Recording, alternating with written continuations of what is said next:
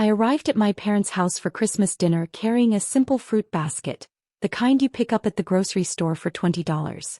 My sister Rebecca pulled up in her leased BMW at the same time, her trunk filled with elaborately wrapped presents that probably cost more than my monthly grocery budget. "Oh, Emma," she said, eyeing my modest contribution. "Still keeping it simple, I see." I smiled and didn't respond. Rebecca had always been the golden child. Married to a corporate lawyer, living in a house with a 3-car garage, president of her neighborhood HOI. I was the family's question mark, the one who never quite figured it out, according to my mother's friends. Inside, the house smelled like roasted turkey and my aunt's famous sweet potato casserole. My extended family had already gathered: aunts, uncles, cousins, my brother Marcus and his wife Jennifer. The conversation stopped when I walked in. "Emma, so glad you could make it," my mother said, her tone suggesting she was mildly surprised I'd shown up. "We weren't sure if you'd be too busy with your projects." "Wouldn't miss it, Mom," I said, setting the fruit basket on the counter next to Rebecca's tower of gifts. My Uncle Richard was already 3 drinks in. "So, Emma is still doing that internet thing? What do you call it again?" "E-commerce," I said quietly. Right. Selling stuff online. My neighbor does that too. Makes a few $100 a month with those crafts." He chuckled. "Good hobby." I took a seat on the couch and accepted the glass of wine my cousin offered. The television was on in the background, playing the local news. Everyone had moved on to discussing Rebecca's latest achievement. She'd been featured in a local magazine as one of the 40 under 40 business professionals. "The photographer took 3 hours to get the perfect shot," Rebecca was saying, showing everyone her phone. "They wanted it just right for the cover." "We're so proud," my father said, beaming. "A cover feature. That's real success." My Aunt Linda turned to me. "And Emma, dear, are you still living in that little apartment downtown?" "I am," I said. "Well, that's fine. Not everyone needs a big house. Very practical for someone with a small income." She patted my hand sympathetically. Dinner was served at 6. We gathered around the extended table my parents only brought out for major holidays. I was seated at the far end between my teenage cousin who spent the entire meal on his phone and Uncle Richard, who had moved on to bourbon. "Thanksgiving turkey, Emma?" my mother asked, her voice carrying down the table. "Or are you doing one of those trendy diets? I know income can be tight when you're self-employed." "Turkey is perfect, Mom." Rebecca, seated in the place of honor next to our father, was holding court about her upcoming vacation to the Maldives. "The resort is exclusive," she explained. "You have to be recommended by an existing member to even book a room." "That's the kind of success we love to see," my father said. "Working hard, climbing the corporate ladder, investing wisely." My brother Marcus chimed in. "Remember when Emma wanted to drop out of her marketing job to pursue entrepreneurship?" He made air quotes. "We all tried to talk sense into her." "I was so worried," my mother said, shaking her head. "A stable job with benefits and she just walked away."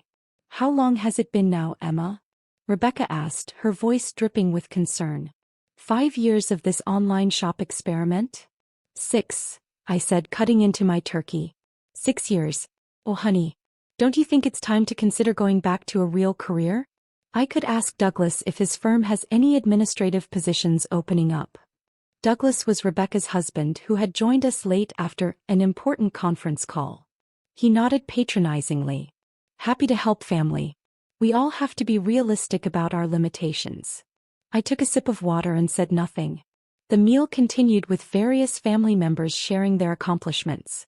Marcus had gotten another promotion. Jennifer had been elected to the school board. My cousin had made the dean's list. Every few minutes someone would glance at me with what they probably thought was kindness, but looked a lot like pity. "It's important to know when to quit," Uncle Richard said loudly, pointing his fork at me. "Chasing dreams is fine when you're young, but at some point you need to accept reality. Get a steady paycheck. Build a retirement fund. Be responsible." "Emma has always been a dreamer," my Aunt Linda added. "Remember when she was little? Always making up stories, living in fantasy worlds. Some people never grow out of that." After dinner we moved to the living room for dessert and coffee. The television was still on, now showing the evening news. My mother had made her famous apple pie, and Rebecca was describing her new kitchen renovation that cost more than most people's annual salary. Marble countertops from Italy, she was saying. The installer said they were the finest he'd ever worked with. Of course, you have to invest in quality when you have the means. I accepted a small slice of pie and sat in the corner armchair, the one that was slightly worn and faced away from most of the family circle. Emma, sweetie, my mother said, have you thought about taking some business classes? Maybe learn some real skills? I worry about you living paycheck to paycheck at your age. I'm doing fine, Mom. Fine isn't good enough, my father interjected. You're 34 years old. You should be established by now. Look at your sister. House, car, investments, respect in the community. That's what success looks like. Rebecca smiled modestly. I've worked very hard. Made smart choices. Followed a proven path. Exactly, Douglas said. The proven path. Not these get-rich-quick internet schemes. My cousin's wife, Amanda, spoke up. I read an article about online businesses. Most of them fail within the first year. The ones that survive barely make minimum wage when you calculate the hours worked. That's what I've been saying, my mother said, her voice rising with frustration. Emma, you're wasting your prime earning years. Think about your future. You have no retirement savings, no property, no security. Uncle Richard raised his glass. Here's what I think, and Emma, I say this with love. You need to stop playing entrepreneur and get serious about life. This isn't a game. Several family members murmured in agreement. I set down my pie plate, barely touched. The room felt smaller, the walls closing in with their concern and judgment and absolute certainty that they understood my life better than I did. Playing entrepreneur with your little online shop, Rebecca said, laughing. I'm sorry, but that's exactly what it is. Playing pretend. We're all too polite to say it directly, but someone needs to. For your own good. The room fell silent for a moment. Then my Aunt Linda spoke gently. We love you, Emma. That's why this is so hard to watch. You're too old to be playing these games. Games, my father repeated. That's the perfect word for it. While everyone else is building real careers, real wealth, real legacies, you're playing. My mother's eyes were actually glistening with tears. I lie awake at night worrying about you. What happens when you're 50, 60? Still in that little apartment, still pretending to run a business, with nothing to show for your life. Marcus leaned forward. Look, sis, we're staging an intervention here because we care. You need to hear the truth. This fantasy you're living? It's not sustainable. It's not real. You need to wake up and join the adult world. I took a slow breath and reached for my coffee. My hand was steady. I mean, what do you even sell? Jennifer asked. I've never even seen your website. Because there probably isn't one, Douglas said with a condescending chuckle. Or if there is, it's one of those sad little Etsy shops with 3 items and no sales. The television had moved from news to the evening programming schedule.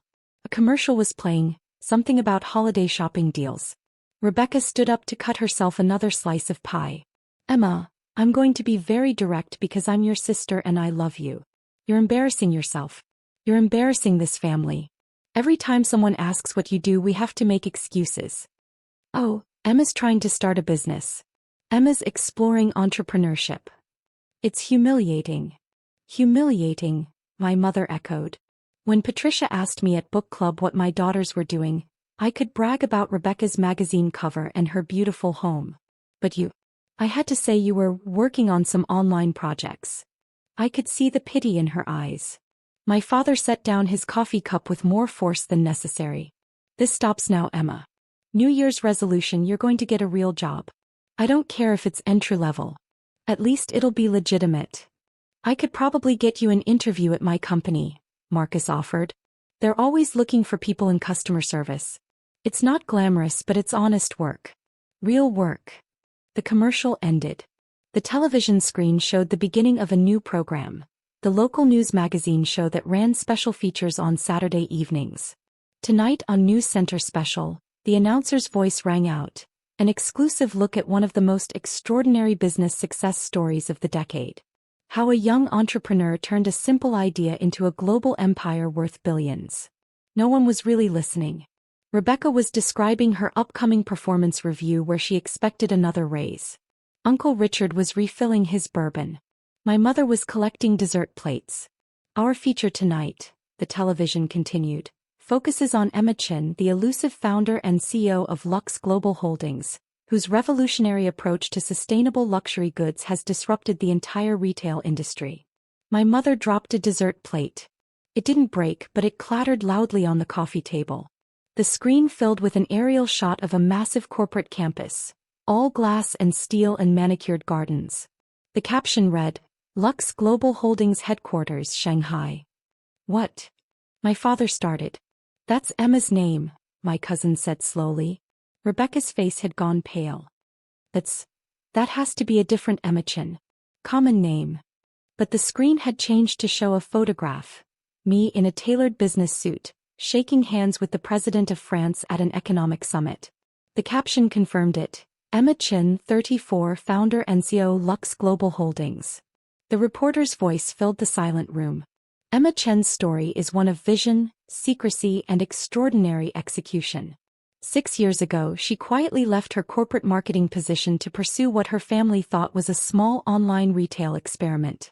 What they didn't know was that Emma had spent the previous 3 years developing proprietary sustainable manufacturing technology and building relationships with eco-conscious suppliers across 18 countries. The screen showed factory floors, vast and modern, with workers assembling luxury handbags, shoes, accessories. Within 18 months, the reporter continued, her company had secured contracts with major department stores across Asia. Within 3 years she had expanded to Europe and North America. Her revolutionary approach, combining luxury craftsmanship with sustainable materials and ethical labor practices, resonated with millennial and Gen Z consumers who demanded both quality and conscience. My uncle's bourbon glass was frozen halfway to his mouth. The program showed footage of Lux Global products in high-end stores in Paris, London, Tokyo, New York. The items were beautiful. Handbags that cost thousands, shoes that celebrities wore on red carpets, accessories that had waiting lists months long. Today, the reporter said, Lux Global Holdings operates manufacturing facilities on 4 continents, employs over 40,000 people, and generates annual revenue exceeding $7 billion. The company's recent valuation places Emma Chen's personal net worth at approximately $7.2 billion, making her one of the youngest self-made female billionaires in the world. My mother made a sound like she'd been punched. The screen showed me again, this time at a TED conference speaking to thousands. Then at a UN Sustainability Summit. Then on the cover of Forbes Asia with the headline, The Quiet Billionaire, How Emma Chin Built an Empire in Secret. Chin is famously private, the reporter explained. She rarely gives interviews, avoids social media, and has never publicly disclosed her wealth to friends or family. Those closest to her had no idea of the magnitude of her success. Rebecca's mouth was opening and closing like a fish. Tonight's special will take you inside Emma Chen's empire, the announcer said. We'll tour her facilities, speak with her executive team, and explore how she managed to build a multi-billion-dollar global company while maintaining almost complete anonymity in her personal life. That's tonight at 9. Right here on News Center Special. The program cut to commercial. The silence in the room was absolute. Then everyone started talking at once. That can't be real. The same Emma Chin. $7 billion. This is our Emma. My father stood up, his face red. Emma. Is this true? Is this real? I set down my coffee cup carefully. Yes. You own. My mother couldn't finish the sentence. Lux Global Holdings, I said quietly. Yes. Marcus had his phone out, frantically Googling. Oh my God. It's all true. Emma, you're on the Forbes billionaire list. Number 847 globally. Your worth. It says here $7.2 billion. Rebecca had gone from pale to bright red. You sat here and let us mock me, I said gently. Yes. Douglas was scrolling through his phone, his hands shaking. Lux Global just announced a new sustainable fashion initiative with the European Union. Grant funding of €200 million. Emma, you met with the EU Commissioner last month. I did, I confirmed. My Aunt Linda was crying. Actual tears. We thought you were poor. We thought you were failing. I know. Uncle Richard drained his bourbon in one gulp. That apartment you live in. Why would you live in a regular apartment if you're worth billions? I like the apartment, I said. It's comfortable. Close to my favorite coffee shop. My mother sat down heavily. The fruit basket. You brought a $20 fruit basket when you're worth $7 billion. I like fruit baskets, I said. The television commercial ended and the news anchor returned. Just a reminder. Our exclusive special on billionaire entrepreneur Emma Chin airs tonight at 9. We'll have unprecedented access to her corporate empire, including interviews with her executive team and a rare sit-down with Chin herself. Stay tuned. My father's voice was barely a whisper. You gave us an interview. You gave the news an interview, but you never told your own family. They asked questions about business, I said. You asked questions about why I was wasting my life. Rebecca stood up abruptly, knocking over her wine glass. Red wine spread across my mother's white tablecloth like blood. This is insane. This is absolutely insane. You're telling me that for 6 years, while we all pitied you, while we tried to help you, while we worried about you, you were secretly a billionaire. Yes. That's sick. Rebecca's voice cracked. That's genuinely sick, Emma. What kind of person does that? The kind who wanted to see who really cared about her versus who cared about her success, I said calmly. Marcus was still scrolling. You donated $500 million to environmental causes last year. You endowed scholarships at 15 universities. You're building hospitals in developing countries. Emma, you're a philanthropist. A major global philanthropist. That money should be helping your family. Uncle Richard burst out. Your own flesh and blood. I looked at him steadily. Why? So you could buy more bourbon? So Rebecca could renovate her kitchen with even more expensive marble. How dare you, Rebecca hissed. My mother was scrolling on her phone now too, her face growing paler with each swipe. You spoke at the World Economic Forum in Davos. You had dinner with heads of state. You own properties in 12 countries. Emma, you own an island. 2 islands, I corrected. The second one is smaller. I use it for marine conservation research. My father sank back into his chair. All those times we tried to help you. Offered you jobs. Offered you money. I remember, I said. Jennifer spoke up, her voice shaky. Last Christmas. I gave you a gift card to Target because I thought you needed help with groceries. I used it, I said. Bought some nice towels. Thank you. Douglas was pale. My firm. I offered you an administrative position at my firm. I'm a lawyer making $300K a year and I offered you. Oh God. It was kind of you to offer, I said. Amanda, my cousin's wife, was reading from her phone. Business Insider calls you the most underestimated entrepreneur of the decade. Fortune says you're rewriting the rules of sustainable luxury. The Wall Street Journal has a profile calling you the billionaire next door, because you're so normal in your personal life. I am normal, I said. Normal. Rebecca shrieked. You're worth $7 billion. You employ 40,000 people. You're on the UN Advisory Council for Sustainable Development. That's not normal. The wealth isn't normal, I agreed. But I am. Same person I was 6 years ago. Same person I was this afternoon when you were all explaining my failures to me. The doorbell rang, making everyone jump. My mother, moving like she was in a dream, went to answer it. She returned followed by a man and woman in professional attire, carrying expensive-looking camera equipment. Miss Chin, the woman said, smiling at me. I'm Sarah Winters from News Center. We spoke last week about getting some B-roll footage of you in a casual family setting for tonight's special. I hope this is still a good time. The room erupted. You planned this, my father said. The news crew knew, my mother added. I stood up. I told them I'd be with family for Christmas. They asked if they could film a few minutes of normal family interaction for the special. Humanize the story. Humanize, Marcus repeated, sounding dazed. Sarah was setting up her camera, completely professional. We'll just need about 5 minutes. Very casual. Just Emma with her family, showing that despite her incredible success, she values her roots and maintains close family connections. The irony was so thick you could cut it with a knife. We can't, Rebecca said, panicking. We can't be on camera. Not now. Not after. After spending the last 3 hours telling me I was a failure? I suggested. Douglas had his lawyer face on, calculating. Emma, perhaps we should discuss. Miss Chin, Sarah interrupted, we're on a tight schedule. The special airs in 3 hours and we still need to edit. Could we get started? I looked around the room. My family stared back at me, shocked, horrified, calculating, ashamed. Actually, I said, I don't think this is the right setting after all. My family seems to be processing some unexpected news.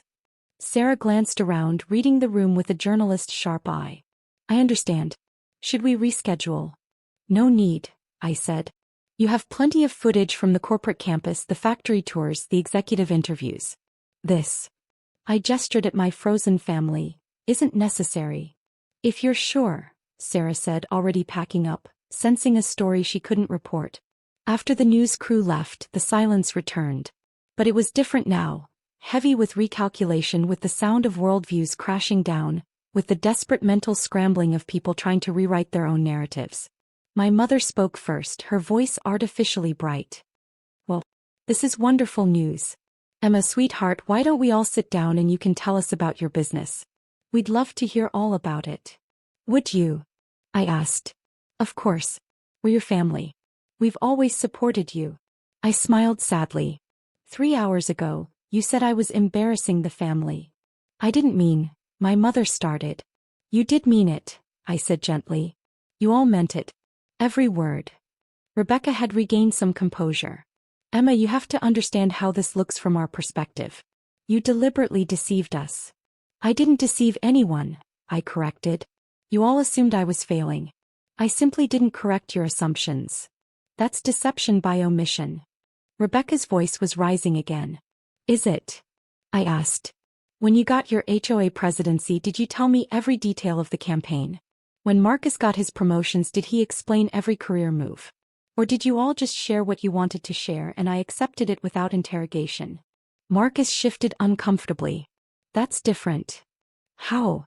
Because you're worth billions. That's relevant information. Relevant to what? I asked. To whether you respect me? Clearly yes. To whether you mock me at family gatherings? Apparently yes. To our actual relationship? That's the question, isn't it? My father tried a different approach. Emma, I think we all said things tonight that we regret. In the heat of the moment. We were concerned about you. You were ashamed of me, I interrupted, my voice still calm. There's a difference. Uncle Richard had poured himself another bourbon. Listen, Emma, we're all adults here. Let's move past this. You're successful. We're proud of you. Let's talk about the future. The future where I fund your retirement? I asked. Or Rebecca's next vacation. Or Marcus's kids' college tuition. We're family, my Aunt Linda said, tears still streaming. Family helps each other. You're right, I said. Family does help each other. When I was starting my business, did anyone offer to help? Not with money, with time, with interest, with basic respect. Silence. I ate Thanksgiving dinner every year at the far end of the table, I continued. I listened to lectures about my failures. I accepted pity and condescension and outright mockery. And I did it quietly because I wanted to know something. Know what? Jennifer asked softly. Who you all really were, I said. Whether any of you loved me for me or whether you only loved success. My mother's face crumpled. That's not fair. Isn't it? Rebecca, you said I was embarrassing the family. Dad, you called my life's work playing games. Marcus, you staged an intervention. What part of that was love? Rebecca's hands were shaking. You could have told us. You could have trusted us. With what? My success. Why? So you could claim credit for supporting me? So you could ask for money? So you could brag to your friends? That's cruel, Rebecca whispered. Is it crueler than laughing at someone's dreams? I asked. Crueler than assuming someone is failing without ever asking? Crueler than offering pity instead of pride? Douglas cleared his throat. Emma, from a legal perspective. I have excellent lawyers, Douglas, I said. Among the best in the world. If you're about to offer your services, I'm not interested. His face reddened. My phone buzzed. I glanced at it. A message from my executive assistant. The news special is starting, I said. If you want to watch it, you're welcome to stay. If not, I'm leaving after it's over. No one moved. I turned up the volume on the television. The news center special logo appeared, followed by dramatic music and sweeping shots of my corporate headquarters. For the next hour, my family sat in stunned silence as the program revealed the full scope of my empire. The factories that employed thousands. The sustainable practices that had won international awards. The charitable foundation I'd started that had donated over $1 billion to environmental and educational causes. The partnerships with governments and NGOs. The innovation labs developing new materials. The employee programs that offered full healthcare, education benefits, and profit sharing. They showed footage of me speaking at conferences, touring facilities, meeting with world leaders. They interviewed my executive team. Impressive people with Harvard and Oxford degrees who spoke about my vision and leadership with genuine respect. They covered my personal life delicately. The modest apartment, the lack of social media, the quiet lifestyle. Emma Chin, the reporter said, is perhaps the most private billionaire in the world. She drives a 5-year-old sedan. She shops at regular grocery stores. Her neighbors have no idea who she is. By all accounts, she's the same person she was before her extraordinary success. The special ended with footage of me at a ribbon-cutting ceremony for a new hospital in Cambodia, funded entirely by my foundation. Children were laughing, running around. I was kneeling in the dirt talking to a little girl, no security detail visible, no cameras, just a genuine moment that someone had captured. Emma Chin, the reporter concluded, proves that extraordinary success doesn't require an extraordinary ego. In an age of influencers and self-promotion, she's built an empire in silence. And perhaps that's the most remarkable thing about her story. The credits rolled. The room remained silent for a long moment. Then my mother spoke, her voice broken. You built a hospital. 12 hospitals, I corrected quietly. So far. And you never told us, my father said. You never asked, I replied. In 6 years, not one of you ever asked me a single genuine question about my business. You all assumed, mocked, and moved on. Rebecca was crying now. I called your work playing pretend. You did. I'm so sorry. Are you sorry for what you said or sorry that you were wrong? I asked. She didn't answer. I stood up. I'm going to go now. Emma, wait, my mother said, standing. Please. We need to talk about this. As a family. A family. I looked around the room. Is that what this is? Because for 6 years I felt like an outsider at these gatherings. The disappointing daughter. The failed entrepreneur. The one you all pitied. We didn't understand, my Aunt Linda said. You didn't try to understand, I corrected. There's a difference. Marcus stood up. What do you want from us, Emma? Groveling. We messed up. We're sorry. What else can we say? Nothing, I said. There's nothing to say. You all revealed exactly who you are. Success matters to you more than character. Wealth matters more than kindness. Status matters more than substance. That's not true, my father protested. Then why, I said slowly, did not a single person in this room defend me tonight? Before the news special, when everyone was attacking me, mocking me, staging interventions, where was the unconditional love? Where was the "we support you regardless"? Where was the basic human respect? No one answered. I picked up my coat. I'm going to keep living my life exactly as I have been. Same apartment. Same routines. Same privacy. The only difference is that now you know. And you have to live with how you treated me when you thought I was nobody. You're not nobody, my mother said desperately. You're my daughter. Then act like it, I said. Not because I'm successful. Not because I'm on television. But because I'm a human being who deserved basic respect all along.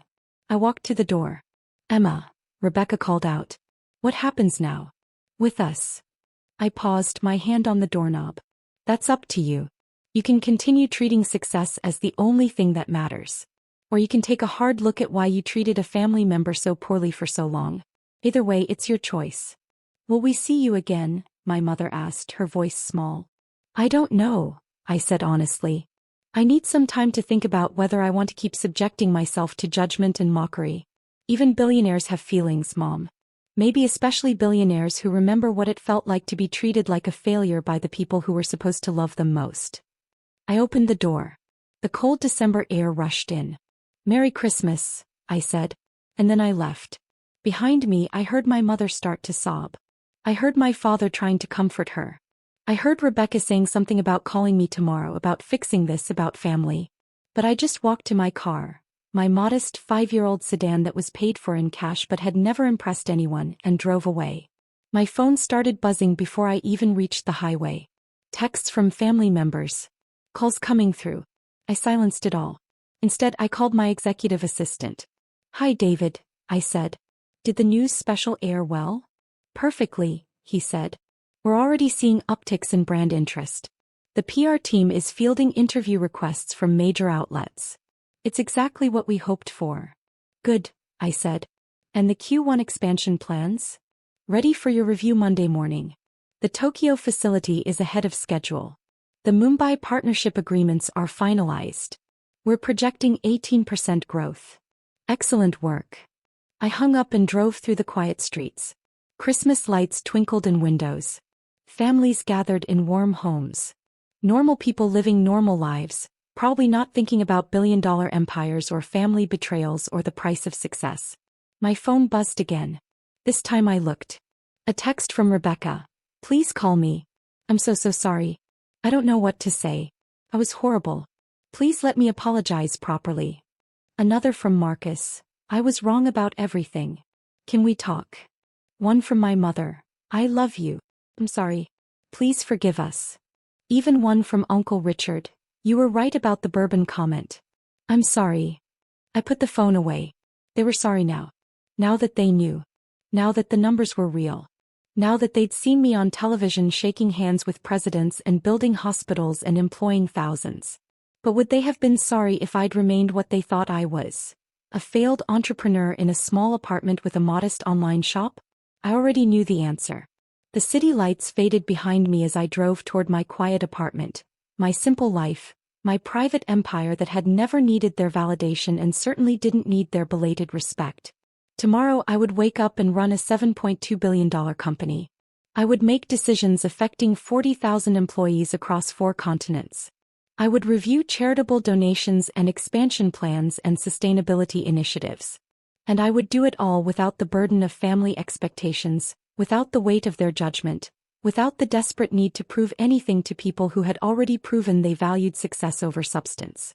The road stretched out ahead of me, dark and quiet and full of possibility. And for the first time in 6 years I felt completely, perfectly free.